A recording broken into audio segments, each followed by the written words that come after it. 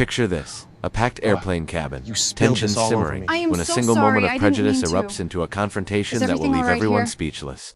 What happens when a racist outburst targets the wrong man? A man whose true identity flips the script on everyone aboard. Dive into this gripping, twist-filled tale of justice, redemption, and jaw-dropping revelations that will keep you on the edge of your seat. Don't miss out. Subscribe now for more electrifying stories that challenge, inspire, and entertain, delivered straight to your inbox.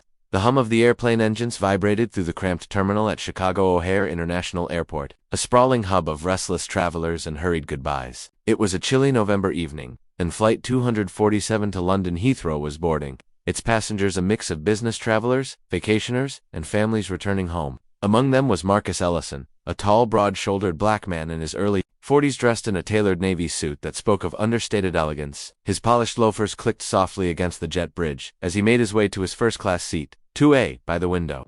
Marcus carried a sleek leather briefcase, his demeanor calm but purposeful, his eyes scanning the cabin with a quiet intensity. He was used to traveling. Years of crisscrossing the globe had made him a master of blending in, observing, and staying composed no matter the circumstances. But today, something felt off.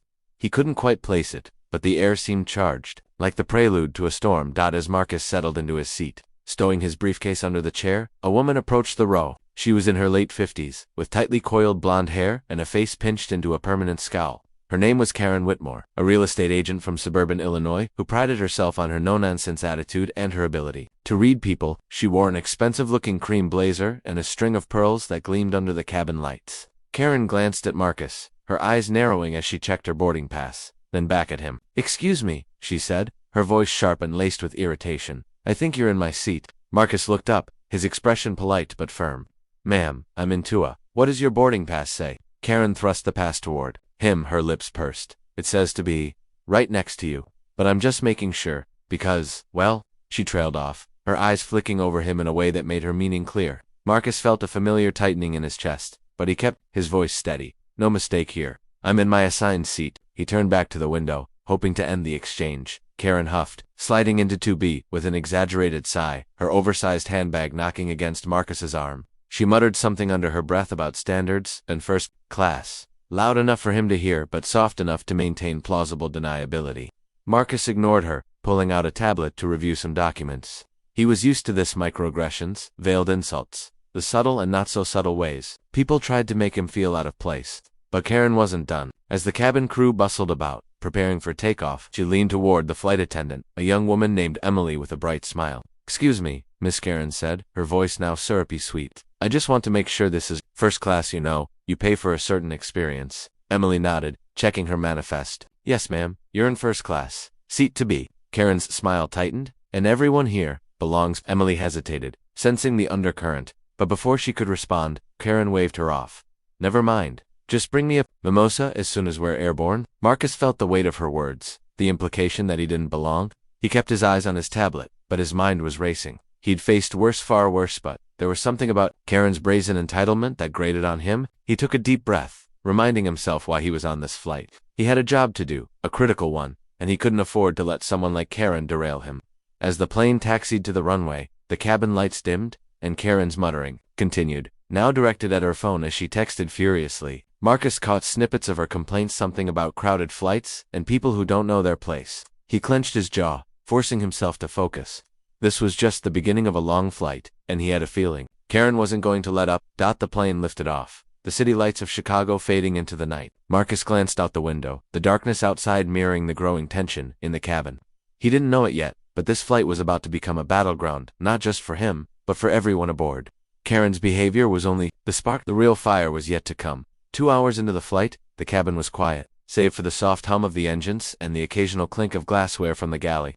Most passengers were either sleeping or engrossed in their entertainment, their headphones glowing faintly in the dim light. Marcus had switched from his tablet to a book, a worn copy of James Baldwin's The Fire Next Time. He read slowly, savoring the words, letting them anchor him against the undercurrent of discomfort. Karen had stirred. She, meanwhile, was on her third mimosa, her cheeks flushed as she scrolled through her phone, occasionally casting sidelong glances at Marcus. Each look was a silent accusation, a challenge she seemed determined to escalate. It started with a spilled drink. Karen, reaching for her glass, knocked it over, sending a cascade of orange juice and champagne onto Marcus's lap. He flinched, the cold liquid soaking through his suit pants, but before he could react, Karen let out a dramatic gasp. "Oh my God," she exclaimed, loud enough to turn heads. "Look at this mess. You need to be more careful." Marcus blinked, stunned by the audacity. "Ma'am, you spilled your drink on me," he said, keeping his voice low but firm. Karen's eyes widened, as if he'd insulted her. "Excuse me, I spilled it because you were in my space." She gestured wildly at the armrest, which Marcus hadn't touched. "This is first class, not some bus. You need to respect people's boundaries." The cabin grew quieter as passengers turned to watch. Emily, the flight attendant, hurried over, her smile strained. "Is everything okay here?" she asked, looking between Marcus and Karen. Before Marcus could speak, Karen launched into a tirade. "No, it's not okay. This man has been nothing but trouble since we boarded. He's in my space, he's making me uncomfortable, and now he's blaming me for his clumsiness." Marcus felt the eyes of the cabin on him, a familiar weight that carried years of unspoken assumptions. He took a deep breath, his voice calm but steely. "That's not what happened. She spilled her drink on me, and I'd appreciate an apology." Karen scoffed, crossing her arms. "An apology? For what? You shouldn't even be." She stopped herself. But the unspoken words hung in the air like poison. Emily, clearly flustered, tried to de-escalate. "Let's all take a moment. Okay, I'll get some napkins and another drink for you, ma'am." But Karen wasn't having it. "No, I want him moved," she demanded, pointing at Marcus. "I paid for first class, and I don't feel safe sitting next to him." The word safe landed like a slap, and Marcus felt his patience fraying. He'd dealt with racism before on planes, in boardrooms, in everyday life, but this was different.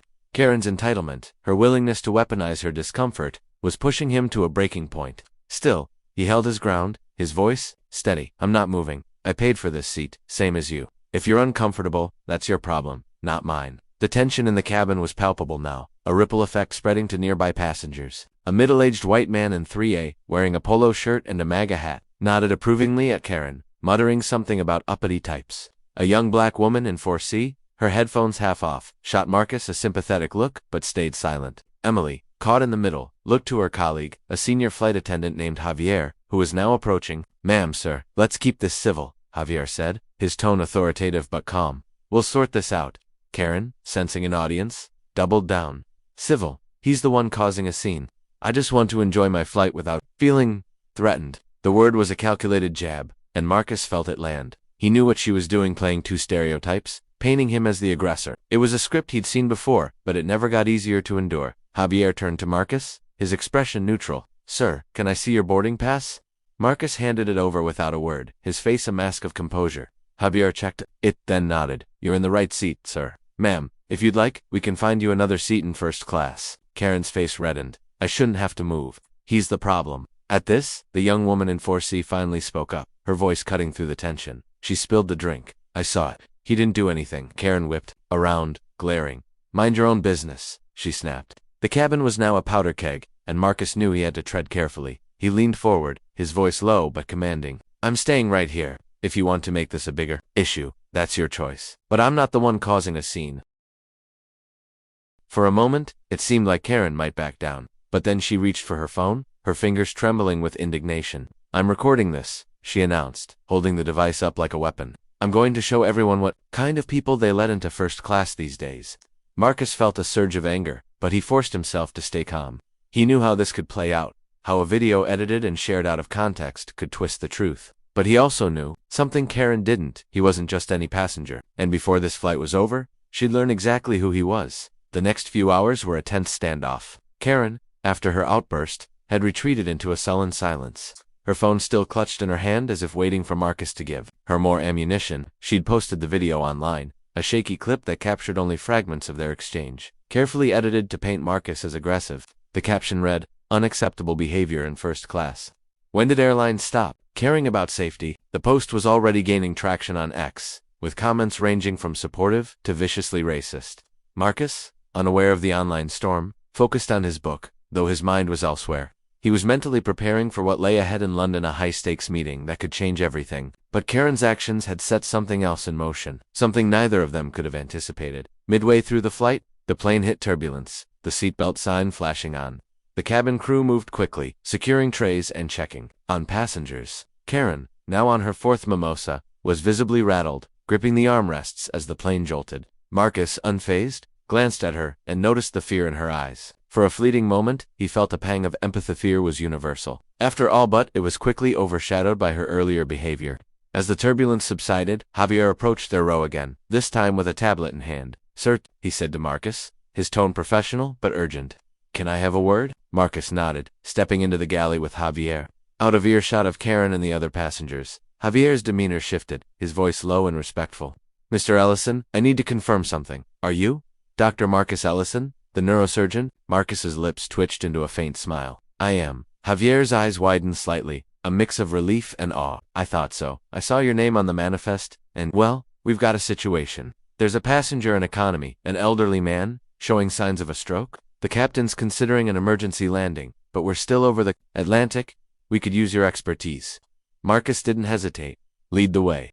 As Marcus followed Javier to the back of the plane, whispers spread through first class. Karen, overhearing snippets, leaned toward the man in 3A. "What's going on? Why is he going back there?" The man shrugged, but his eyes followed Marcus with newfound curiosity. In economy, Marcus found the passenger a frail man in his 70s, slumped in his seat, his face drooping on one side. His wife panicked, clutched his hand. Marcus knelt beside him, his movements swift and precise. "Sir, can you hear me? Squeeze my hand if you can." The man's grip was weak, but it was there. Marcus turned to Javier. "Get me the medical kit. We need to act fast." Over the next 20 minutes, Marcus worked with a calm authority, administering oxygen, checking vitals, and communicating with the captain via radio. He suspected an ischemic stroke and recommended immediate thrombolytic treatment if they could land soon. His expertise was undeniable, his presence a lifeline in a moment of crisis.